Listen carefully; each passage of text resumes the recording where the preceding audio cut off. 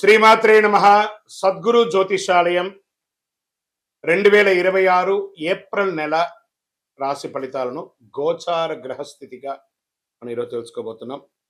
అందరూ ఉగాది సంవత్సరం చక్కగా అందరూ కూడా ఉగాదిని జరుపుకున్నారు అనుకుంటున్నాను.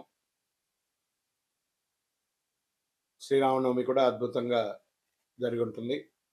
ఈ 2026 ఏప్రిల్ నెల ఫైనాన్షియల్ ఇయర్ కదా, ఎలా ఉంది, నాకు రాశి ఫలితాలు ఎలా ఉంటుంది, నాకు ఆరోగ్యం ఎలా ఉంటుంది, నా వ్యాపారం ఎలా ఉంటుంది, నా ఉద్యోగం ఎలా ఉంటుంది, నా జీవితం ఎలా ఉంటుంది, ఇప్పుడు ఉన్నటువంటి పాండమిక్ సిచ్యువేషన్ నా ఉద్యోగం ఉంటుందా పోతుందా, లేదా నా యొక్క ఉద్యోగంలో నెక్స్ట్ లెవెల్కి వెళ్తానా లేదా, నా వ్యాపారం ఎలా ఉంది, నాకు అన్ని రేట్లన్నీ పెరిగిపోయాయి కదా, మా నిత్య జీవితం ఎలా ఉంటుంది, ఇలాంటి క్వశ్చన్ మార్క్స్తోనే అందరూ వీడియో చూస్తున్నారు కదా.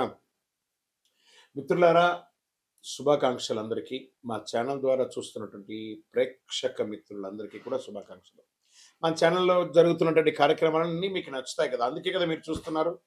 మరి మీ దగ్గర నుంచి మాకు ఒక చిన్న అభ్యర్థన, మా ఛానల్ని సబ్స్క్రైబ్ చేయండి, లైక్ చేయండి, మీ మిత్రులకి షేర్ చేయండి. ఇది ఆధ్యాత్మికం కదా. ఆధ్యాత్మికం అంటే మనం దేవాలయానికి పోతే ఏం చేస్తాం, మనం వచ్చామని దేవుడికి చెప్పుకోవడానికి చిన్న గంట కొడతాం కదా, ఆ పక్కన ఉన్న బెల్ గుర్తుని అలా కొట్టేసేయండి. రైట్. కమింగ్ టు ఏప్రిల్ మాసం, జ్యోతిష్ శాస్త్రరీత్యా ద్వాదశ రాశుల్లో 4వ రాశి అయినటువంటి కర్కాటక రాశి మిత్రులారా, 2026 ఏప్రిల్ నెల మీ యొక్క శుభాశుభ ఫలితాల గోచార ప్రకారం ఎలా ఉంది అని అంటే, ఈ నెల గ్రహస్థితులు శని మరియు రాహు మీన రాశిలో 9వ స్థానంలో ఉండడం వల్ల ధర్మం, అదృష్టం, గురువులకు అనుగ్రహం మీకు పరీక్షగా ఉండే అవకాశాలు బాగా కనబడుతున్నాయి. కేతు కన్యా రాశిలో 3వ స్థానంలో ఉండడం వల్ల సాహసం, కమ్యూనికేషన్ పెరుగుతుంది. గురు మిథున రాశిలో 12వ స్థానంలో ఉండడం వల్ల ఖర్చులు, విదేశీయ సంబంధాలు పెరుగుతాయి. ఈ నెల అదృష్టం, పరీక్ష కలిసిన సమయంగా కూడా చెప్పచ్చు. ఉద్యోగస్తులకి కొత్త అవకాశాలు వస్తాయి, కానీ ఒత్తిడి ఉంటుంది. మాకు ఉద్యోగమే లేదండి, గెట్ రెడీ, ఆఫర్ లెటర్స్ వస్తాయి, ప్రెషర్ కూడా ఉంటుంది. ఓహో, ఊహించుకొని నేను ఐటీ రంగంలో ఉన్నాను, నాకు లక్షల్లో శాలరీస్ వస్తాయి. ఆ రోజులు పోయాయండి. ఎవరు ఎంత జీతం ఇస్తే కనీసం ఆ ఉద్యోగంలో జాయిన్ అయిపోండి, తర్వాత చూసుకోండి. కాంప్రమైజ్ ఇక శాలరీ డిస్కషన్లో వచ్చేటప్పుడు ఒక మెట్టు దిగే ఉండండి, మీరు ఏమి కాదు, మంచి అవకాశాలు వస్తాయి. ఐటీ, సాఫ్ట్వేర్ సర్వీస్ రంగాల్లో మిశ్రమ ఫలితాలు ఉంటాయి. కొంతమందికి ఉద్యోగాలు వస్తాయి, కొంతమంది ఉద్యోగం పోతుంది, ఉద్యోగం పోయిన వాళ్ళకి కొత్త ఉద్యోగాల్లో ఉంటారు, వెతుకుతూ ఉన్న వాళ్ళకి ఉద్యోగ అవకాశాలు వస్తాయి, మిశ్రమంగా ఉంటుంది. బ్యాంకింగ్ సెక్టర్ సేఫెస్ట్ జోన్గా ఉంది. ఇంకా వ్యాపారస్తులకి కొత్త అవకాశాలు వస్తున్నాయి, కానీ పెట్టుబడిలో జాగ్రత్త అవసరం. భాగస్వామి వ్యాపారంలో అపోహలు అక్కర్లేదు, నమ్మండి, మీ యొక్క పార్ట్నర్ని నమ్మండి, ఖచ్చితంగా మేలు జరుగుతుంది. ఆర్థికంగా చూసుకుంటే ఆదాయం ఉన్న, ఖర్చులు కూడా ఎక్కువ ఉన్నాయి. శుభ కార్యక్రమాలైనటువంటి ఖర్చులు అంటే వివాహం, గృహప్రవేశం, ఇల్లు కొనడం, ఆస్తులు కొనడం లాంటి అవకాశాలు చాలా కనబడుతున్నాయి. ఇంకా షేర్ మార్కెట్ విషయానికి వస్తే ఈ నెల అనిశ్చితి ఉంటుంది, లాభాలు వచ్చినా నిలవకపోవచ్చు. షార్ట్ టర్మ్ ట్రేడింగ్ లో చాలా జాగ్రత్తగా ఉండాలి, లాంగ్ టర్మ్ వెరీ బెస్ట్ అని కూడా చెప్తుంది. రియల్ ఎస్టేట్ విషయానికి వస్తే విదేశాలు లేదా దూర ప్రాంతాల్లో ప్రాపర్టీస్ అవకాశాలు ఉన్నాయి, ఇన్వెస్ట్ చేయండి. కొత్త పెట్టుబడులకి ఆలోచించి చేయండి. మళ్ళీ మీరు కొనేటప్పుడు డాక్యుమెంటేషన్ అంతా ఒకసారి లాయర్ దగ్గర, ఆడిటర్ దగ్గర చెక్ చేసుకోండి. ఇంకా కోర్టు విషయాల్లో కొంచెం మిశ్రమంగా ఉంది, నెమ్మదిగా రావచ్చు లేదా పోస్ట్పోన్ అయ్యే అవకాశాలు ఉన్నాయి. కుటుంబంలో ఎమోషనల్ పరిస్థితులు ఉంటాయి, చిన్న విషయాలు పెద్ద సమస్యలుగా మారే అవకాశం ఉంటుంది. కొంచెం నోరు అదుపులో పెట్టుకోవాలి. స్వతహాగానే నేను చెప్తుంటాను, కర్కాటక రాశి వారు క్లిప్ వేసి పెట్టుకోండి. గం గణపతి నమః. భార్య దగ్గర భర్త, భర్త దగ్గర భార్య, అన్నదమ్ములు, అక్కచెల్లి, కుటుంబంలో అందరూ కూడా ఎవరికి వాళ్ళు గం గణపతి నమః. ఎంత పిడుగు వచ్చి పడ్డా కూడా నాకు సంబంధం లేదు. మీరు ఉద్యోగం చేసే చోట, వ్యాపారం చేసే చోట గాసిప్స్ మాట్లాడకండి. సోషల్ మీడియాలో మీ యొక్క కామెంట్స్లు పెట్టి నెగిటివ్ తెచ్చుకోకండి, జాగ్రత్త. ఇంకా విద్యార్థుల విషయాలకు వచ్చే మంచి సమయం, కానీ కాన్సన్ట్రేషన్ కొంచెం తగ్గుతుంది, జాగ్రత్త. విదేశీ అవకాశాలు బలంగా ఉన్నాయి, వీసా ప్రయాణాలు జరిగే అవకాశం ఉంది. మీ ప్రయాణాల్లో మీ డాక్యుమెంటేషన్, మీ యొక్క పాస్పోర్ట్స్ ఇవన్నీ కూడా జాగ్రత్తగా పెట్టుకోండి. కళాకారులకి, మీడియా, యూట్యూబ్ రంగాల్లో ఉన్న వారికి మంచి గుర్తింపు వస్తుంది, మంచి అవకాశాలు వస్తాయి. ఈ నెల ఒక అద్భుతమైనటువంటి అదృష్టం, మీకు సీక్రెట్ అదృష్టం వెయిట్ చేస్తుంది. కళాకారులకైతే అద్భుతంగా ఉంటుంది, నటీనటులకైతే చాలా మంచి అవకాశం ఉంది. విదేశీయ దీంట్లో ఎలా ఉంటుందంటే కొత్త పరిచయాలు పెరుగుతాయి, మీ జీవితం మారవచ్చు, మలుచుకోండి. అంటే ఎక్స్పోర్ట్స్ ఇంపోర్ట్స్ బిజినెస్ పెరిగే అవకాశాలు ఉంటాయి. ఇవన్నీ కూడా పెరిగే అవకాశాలు. ఆరోగ్య విషయంలో కాస్త అవసరం. నిద్ర లేనితనం, మానసిక ఒత్తిడి, జీర్ణ సమస్య, ఛాతి సమస్య, బరువు పెరుగుదల కనిపిస్తుంది.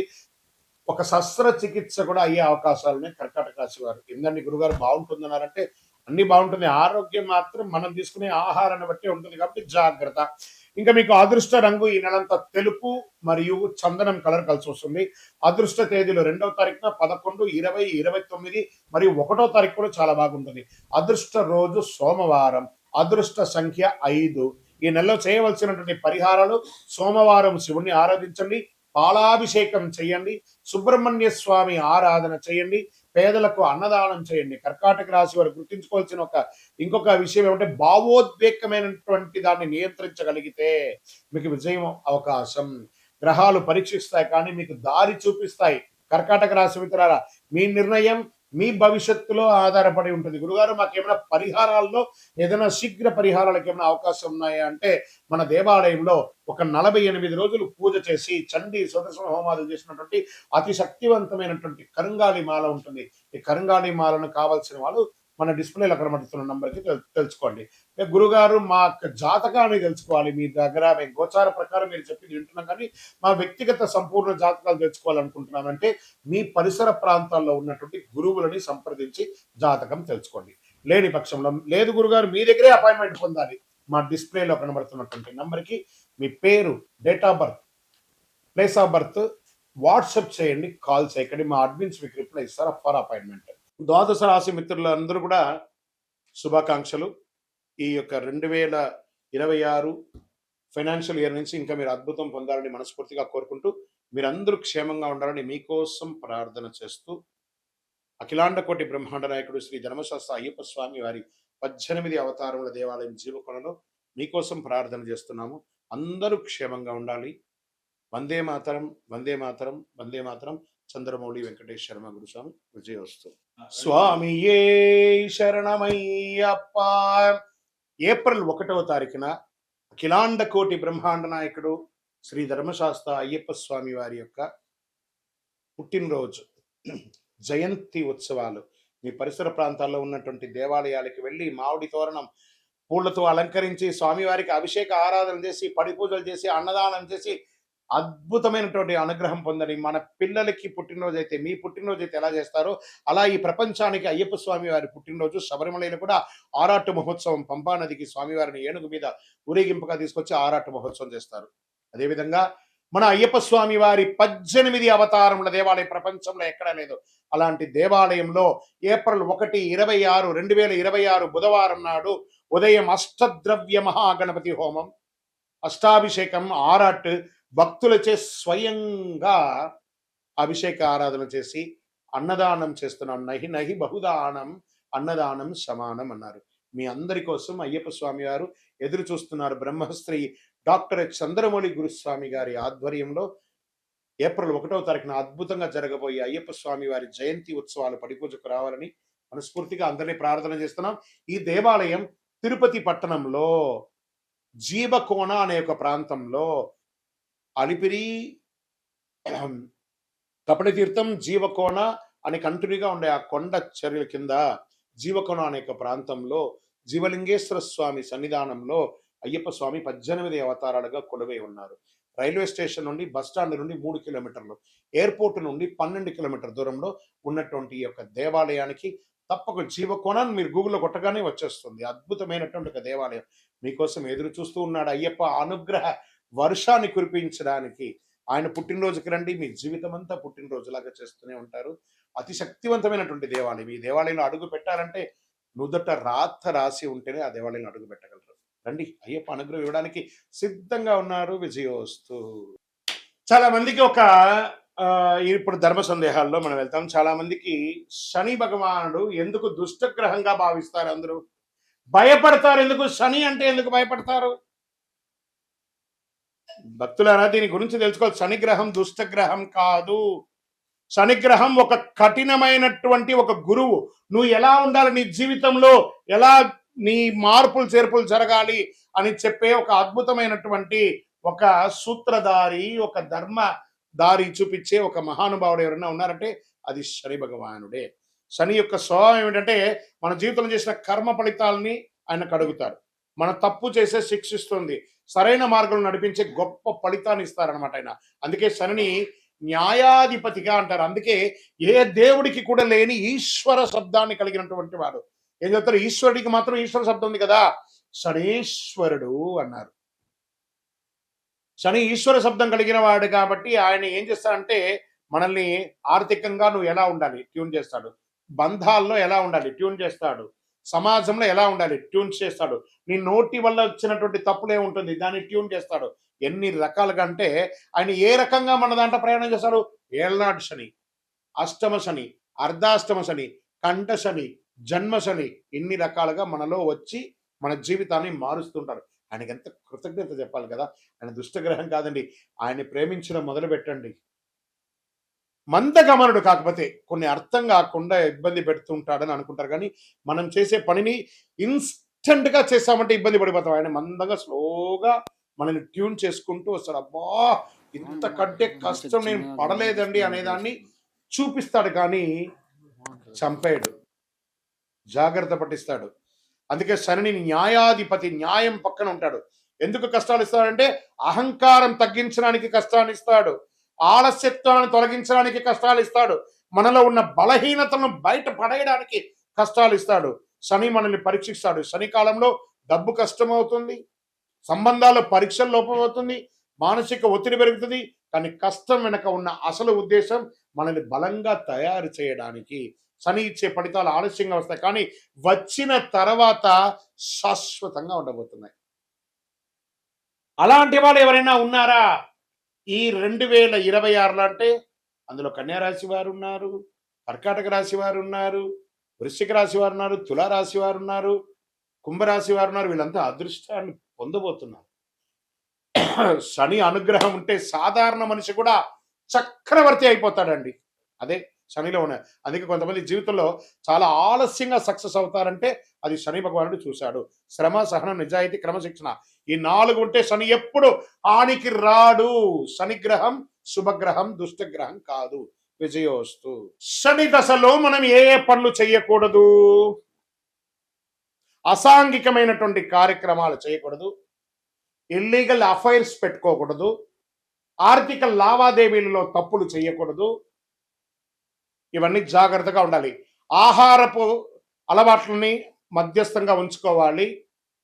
కొత్త పెట్టుబడులు పెట్టి ఇబ్బంది పడకూడదు. ఇలాంటి జాగ్రత్తలు పడితే శని భగవానుడు మంచి దారాన్ని కల్పిస్తాడు. విజయోస్తు.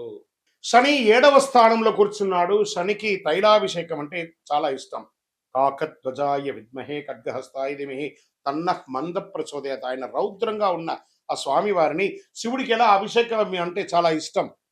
ఆ తైలంతో అభిషేకం చేయడం వల్ల కర్మ వ్యాధులు తొలగుతాయండి. అందుకని శని భగవానుడు నాకు తైలాభిషేకం చేయండి, మీ వ్యాధులన్నీ తీర్చుకోండి అని అంటున్నాడు. కాబట్టి తైలాభిషేకం చేస్తే శనీశ్వరుడు ఆనందపడతాడు. అందులో ప్రత్యేకించి శనివారం తల మీదకెళ్ళి నూనె పోయడం కాదు, మళ్ళీ అందరూ తెలుసుకోవాలి, శని పాదాలకు నూనె పోయాలి. ఇది చాలా మంది తెలియకుండా చేస్తారు. విజయోస్తు. మళ్ళీ అగరబత్తి తీసుకుపోయి ఆ దేవుడు పాదాల దగ్గర ఇట్లా ఒత్తి దీపం మంట పెడతారు. ఆ మంటకు నువ్వు పూజ చేసి నన్ను నా సీటుకే ఎసురు పెడుతున్నావురా అనుకుంటారు. దూరంగా పెట్టాలి నూనె. ఇవన్నీ కూడా జాగ్రత్త. విజయోస్తు. శనిదేవుని యొక్క పూజకు ఉత్తమమైనటువంటి సమయం ప్రాతకాలం చేసుకోవచ్చు. రాహుకాల దీపాలు పెట్టడం చాలా మంచిది. శని భగవానుడికి 9, 10:30 రాహుకాలం కాబట్టి శనివారం రోజు ఆ రోజు చేస్తే చాలా విశేషంగా ఆ సమయంలో ఉంటారు. ఆ సమయంలో ఒక కొబ్బరి చిప్ప తీసుకోండి, ఒక క్లాత్, నల్లని క్లాత్ తీసుకొని అందులో నల్ల నువ్వులు వేసుకొని నల్ల దారంతో ఒక ఉండ చుట్టండి. ఇటు ఒక చిప్పలో అటు ఒక చిప్పలో ఒక్కొక్కటి వేసి నువ్వుల నూనె వేసి అక్కడ వేసి ప్రదక్షిణ దీపం వెలిగించుకోవచ్చు. దూరంలో 19 ప్రదక్షిణాలు చేయాలి. ఎందుకంటే శని భగవానుడి యొక్క ప్రయాణం 19 సంవత్సరాలు. ఏళ్నాడు శని 7.5 సంవత్సరాలు, అష్టమ శని 4 సంవత్సరాలు, అర్ధాష్టమ శని 2.5 సంవత్సరాలు, కంఠ శని జన్మస్థానిలో అంతా ఉంటారు. కాబట్టి ఇలాంటి సమయంలో స్వామివారికి కొబ్బరి చిప్పతో నూనె వేసి శనివారంలో రాహుకాల సమయంలో దీపం వెలిగిస్తే చాలా విశేషం అంటారు. ఆ సమయంలో ఒక చిన్న ఒక బెల్లం ముక్క కూడా పెట్టాలి అని అంటున్నారు. పెడితే చాలా మంచిది, విశేషం. శనిదేవ గురుగారు మీరు ప్రదక్షిణల గురించి చెప్పారు. మరి శనిదేవుని ప్రీతి చేయడానికి మేము ఏమైనా మంత్రం చెప్పాలా? దీనికి ఏమైనా ఉంటాయంట. నీలాంజన సమాపాసం రవిపుత్రం యమాగ్రజం ఛాయా మార్తాండ సంభూతం తన్నమామి శనైశ్వరం తర్వాత ఏం చేస్తారు? కాకధ్వజాయ విద్మహే ఖడ్గహస్తాయ ధీమహి తన్నః మందః ప్రచోదయ. ఇవన్నీ అయిన తర్వాత ఆయన దగ్గర మనం ఏమని ప్రార్థన చేసుకుంటున్నాం? శనిబాధ వినాశాయ ఘోర సంతాపహారిణే కనకాలయ వాసాయ భూతనాదాయ తే నమః. ఆయన దగ్గర ఏం ప్రార్థన చేస్తున్నాం? దేహి మే బుద్ధి వైశిష్ట్యం. స్వామి, నా బుద్ధి చెడిపోయినట్టు కనబడుతుంది, నాకు మంచి ఆ బుద్ధి ఇవ్వండి. దేహి మే బుద్ధి వైశిష్ట్యం దేహి మే నిత్య యవ్వనం. నేను ఆహార అలవాట్ల ద్వారా నా శరీరాన్ని నాశనం చేసుకున్నాను, నేను నాకు మంచి ఆరోగ్యాన్ని. దేహి మే నిత్య యవ్వనం దేహి మే పరమానందం. ఆ స్వామి దగ్గర ఆనందాన్ని కల్పించండి స్వామి. ఎప్పుడు ఏదో నెగిటివ్ దృష్టితో నేను ఎప్పుడు నెగిటివ్గా ఆనందం లేకుండా స్ట్రెస్ అవుతున్నాను, నాకు ఆనందాన్ని ఇవ్వండి అని చెప్పి ఇలా ప్రార్థన చేయండి. అనుగ్రహ వర్షాన్ని కురిపించేస్తారండి శని భగవానుడు. విజయోస్తు.